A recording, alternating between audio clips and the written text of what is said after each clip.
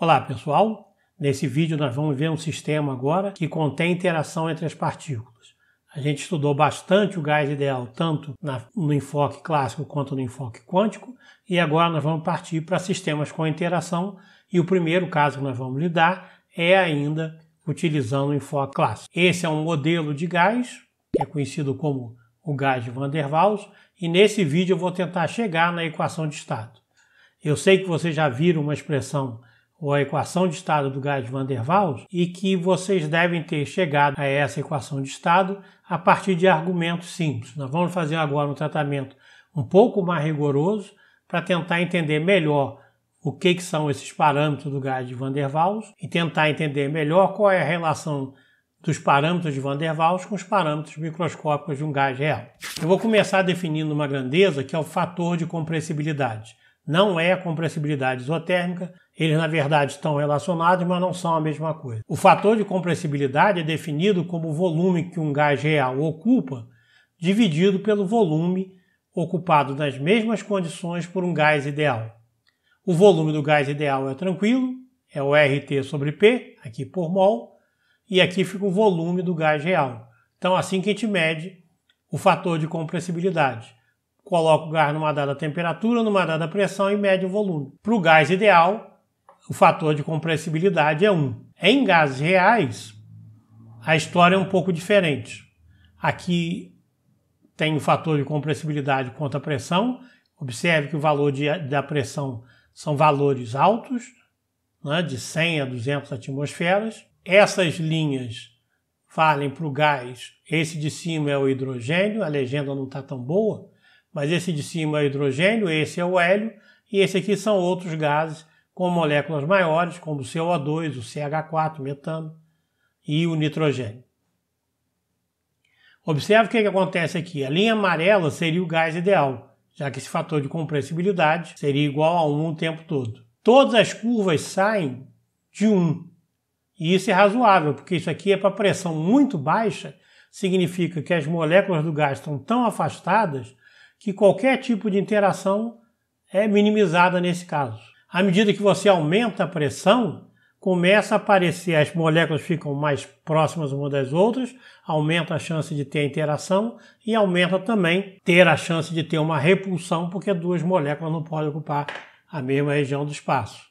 Isso claramente é o que acontece para o hidrogênio e para o hélio, em que desde as primeiras pressões, as pressões mais baixas, o que a gente tem é um volume ocupado por esse gás é maior do que o gás ideal, que tem a hipótese que as partículas são pontuais. Como o Z é maior, então a gente nota que aqui tem uma força repulsiva que faz com que as moléculas fiquem mais distantes uma das outras do que estaria no gás ideal. Já para essas outras moléculas, o volume em baixas pressões é menor, ou seja, as forças atrativas são mais importantes, e a partir de Z igual a força atrativa cancela com a força repulsiva e para as pressões mais altas, aquela força de repulsão das moléculas é mais importante e o Z passa a ser maior do que 1. Esse comportamento depende do gás, tanto o repulsivo quanto esse atrativo. Então dá para ver que dependem do tamanho da molécula e também do potencial de interação entre eles. É isso que a gente vai tentar entender por que esses parâmetros, como esses parâmetros estão relacionados com os detalhes microscópicos. Esse aqui é para uma mesma temperatura diferentes gases, e agora eu vou mostrar o mesmo gás, que seria o ar, basicamente nitrogênio e oxigênio, mas em temperaturas diferentes, começando dos 250. Em temperaturas mais baixas, como a gente pode esperar, aqui é a linha 1, as interações atrativas são mais relevantes, as moléculas estão mais lentas, então é mais fácil uma molécula passar perto da outra e sentir a atração. E para temperaturas mais altas, a gente espera que o termo repulsivo, dado pelas colisões entre as moléculas, né, que uma não pode ocupar o lugar da outra, esses termos sejam mais importantes. No caso do ar, aqui é 300 Kelvin, você vê que ele é muito próximo de 1 para pressões razoavelmente até 150 atm. Então o ar funciona como um gás ideal na temperatura ambiente. Entre 300 e 350, representado aqui pela linha vermelha.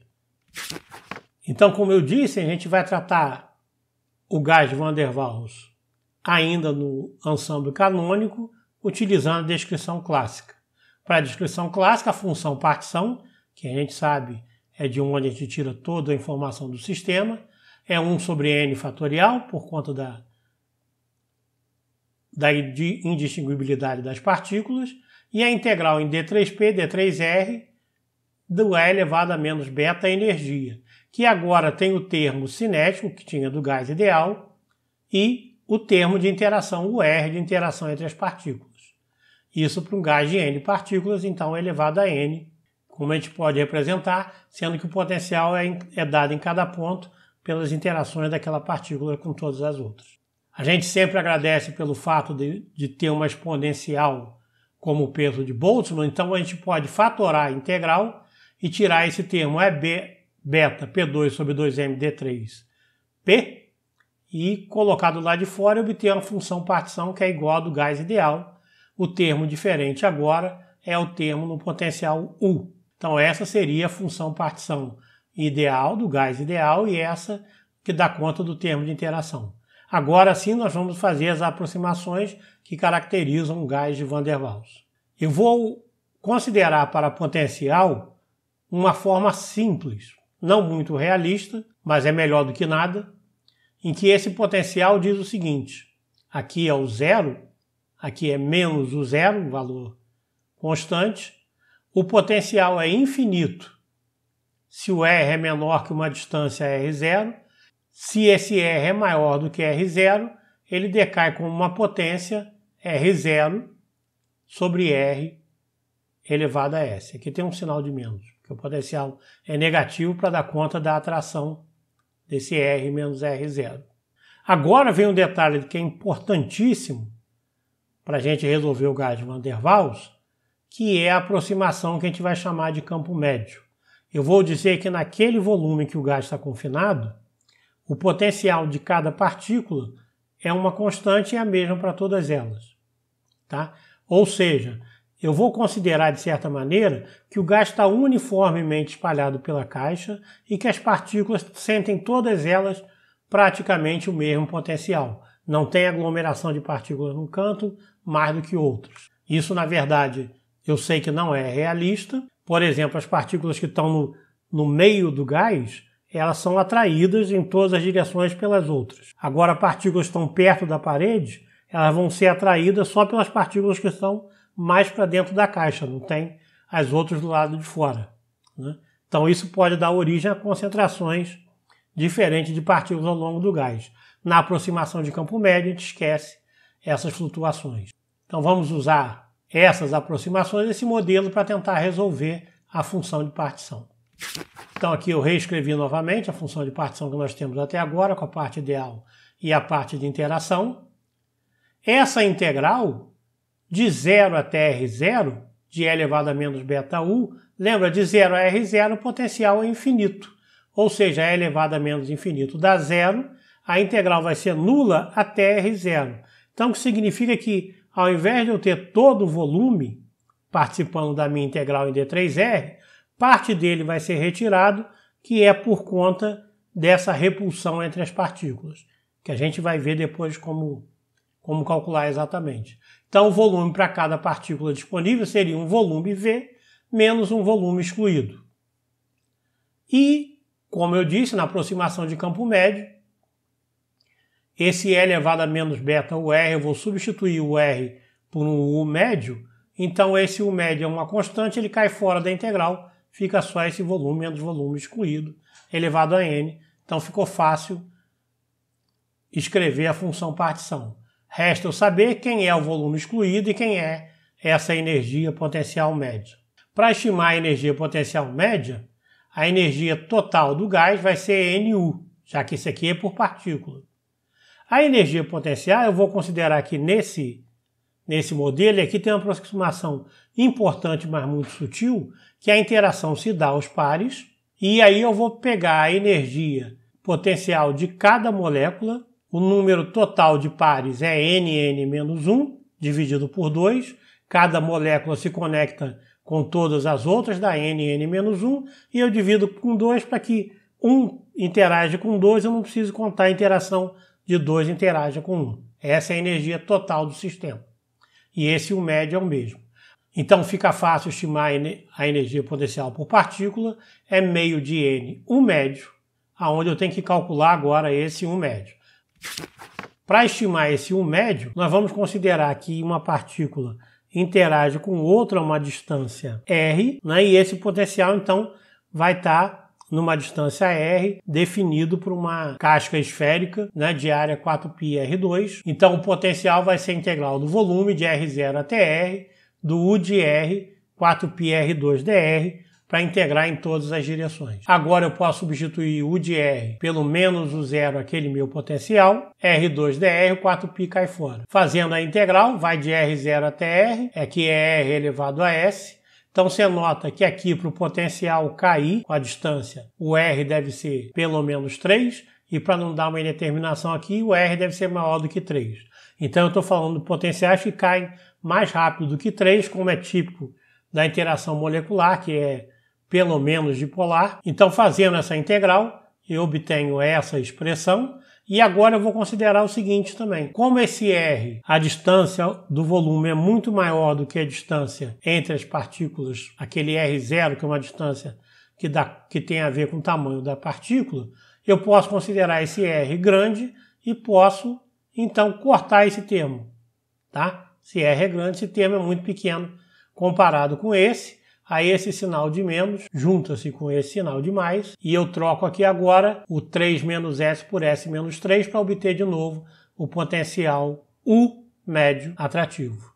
Então eu consegui escrever U médio em termos de grandezas que tem a ver com o meu potencial, que é o U0, que é aquele ponto mais baixo, e o R0, a distância de separação entre as moléculas, e importante o S, que é a potência com que cai o potencial. Então isso tudo depende da interação entre as moléculas e cada tipo de moléculas ou átomos podem ter valores diferentes para S, R0 e U0. Então a energia total vai ser meio de NU médio, como mostrei no slide anterior, e eu vou dizer que essa grandeza aqui, vezes meio, então 2πr0 ao cubo sobre S menos 3, é uma constante que depende do gás e vai ser a minha constante A. Então aqui sobra um N sobre V. Então, agora que eu calculei o médio, resta calcular o volume excluído.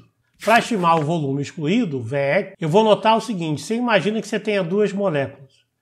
A menor distância entre elas é 2 vezes o raio de uma delas, se as moléculas são iguais. Eu vou chamar essa distância de R0, que é 2 vezes o raio da molécula. Então, uma molécula, ela na verdade não tem só o volume dela para evitar, mas essa daqui não é permitida ocupar um volume, né, que é dado por esse R0. Ele não pode penetrar aqui. Para um par de moléculas, o volume excluído por molécula, por par, aí está um V minúsculo, é 4/3 de πr0 ao cubo. O volume total excluído deve ser N vezes isso, e aí eu vou pegar de novo o N_1, que são os pares. Eu deveria levar em conta também a possibilidade de ter mais moléculas. Então aqui está embutido uma aproximação que o gás é de baixa densidade. Aqui, no máximo, 2 moléculas vão estar muito próximas. Então o volume excluído tem essa expressão, e se eu considerar isso para o gás como um todo, o volume excluído vai ser N, 2π sobre 3,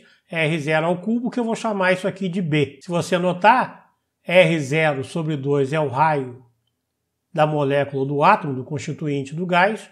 Então, esse B, que é o volume excluído por molécula, é 4 vezes o volume de uma delas. Então, é maior do que a gente podia estimar, não é o volume ocupado por uma molécula, mas 4 vezes isso.